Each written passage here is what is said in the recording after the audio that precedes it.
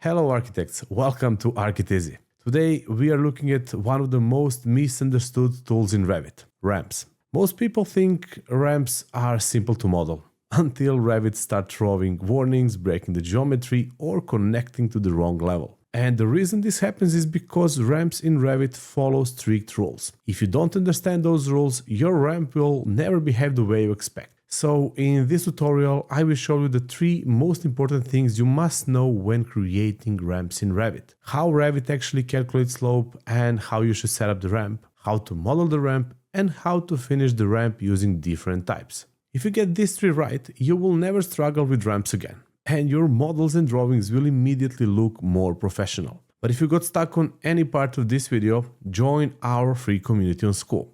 It's where I hang out to answer questions and where other architects share tips. It's totally free to join and you can find the link in a video description. Alright, let's jump into Revit. Whenever you want to create ramp in Revit, you need to go to the Architecture tab and then under Circulation panel you will see Ramp tool.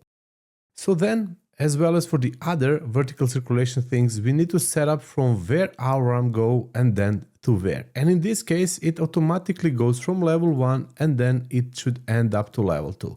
But we can also, as you can see here, set up the base offset. So it could go, let's say, minus 100 from level 1 and then, let's say, plus something from level 2. But in most of the cases, the ramp will not go from level to level. It will often go from level 1 in this case, for example, and then to level 1 plus some value.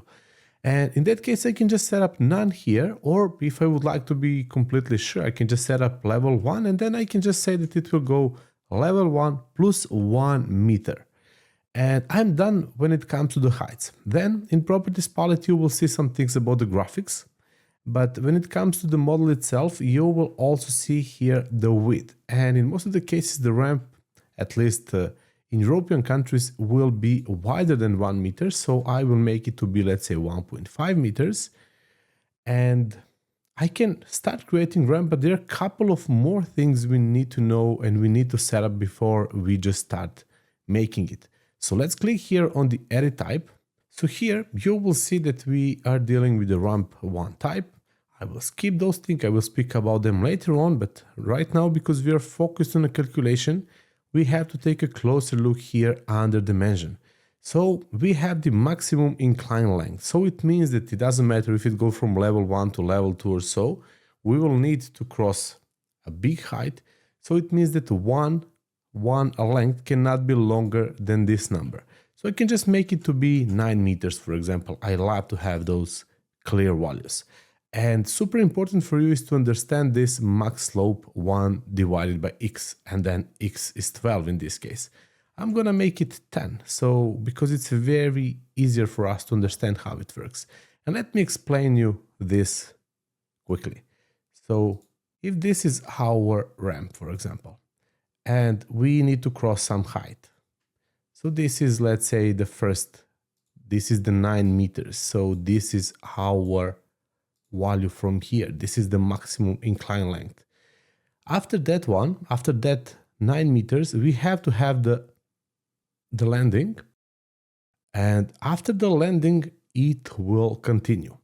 But what means this 10? So it means that, for example, if this is our slope and this is 1 meter, that will rise up 10 millimeters there. So that will rise up 10 centimeters. So if we have 100, so 100 divided by 10, we will get 10. So it's pretty simple. So 10 centimeters is rising on 1 meter, or actually 1 centimeter on 10 centimeters. So that's the same math. And let me show you how it works. So we have 9 meters here.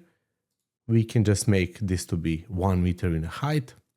And the next thing, the second very important thing for you to know is how you can then create the shape of the ramp. So first of all, as you can see here that we have run, and that run can be straight or can be arched. And I will first of all create this straight one. So I will start from here, and then the same as when I'm dealing with the stairs, you see that I have 0 inclined ramp and 10 meters remaining. I'm working in millimeters here. So I will just make 9 meters. You see, that's the max I can create because I set it up there.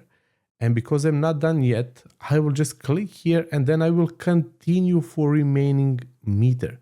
So let me close this one. And now when this one is closed, see how it looks like? This is our ramp. So you see we have 9 meters here, then we have a landing, and then we have remaining 1 meter.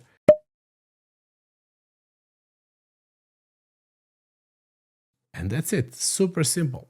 And if you may wonder how you can create the arched ramp, first of all, the same as for a previous one, we need to go to the properties palette, we need to fix the things, we need to set up things correctly. So I'm gonna make this to be from level 1 to level 1 plus 1 meter, or I mean, I can just make it level 1 plus 1 meter. Then I'm just gonna click here, center and arc, and I'm gonna, let's take 3 meters, for example. So I'm gonna make it like this. Then I'm gonna go center here, 3 meters again, and I'm gonna continue this way. So we've got it. You see, we've got this arched one. And there is a third way how we can create a different shape for a ramp. But the first thing you remember, we have to set up the height. So it will go level 1 and then 600 in a height from level 1. And now when we go here to the contextual tab, you are already familiar with the run, which goes automatically by line or by arc. But you can also take a look here and you will see boundary. So if you were working with, let's say, the stairs-based sketch, you already know how this works. So there's the same principle. And bearing in mind that we have to make this to be 6 meters in a length, for example, I just made it here. Then I can just make one more. I will just make it like this, for example. I just made the arc. So I have created the boundary, and then I have to go here to the riser. I have to click on a riser and I have to create the start and the end line. Then just click here, finish edit mode, and then our ramp has been created, has been done. So it's super simple, as you can see. And I would like to show you one more thing when it comes to the ramps. So when I select this one, for example, when I go to edit type, you see that this is the ramp one.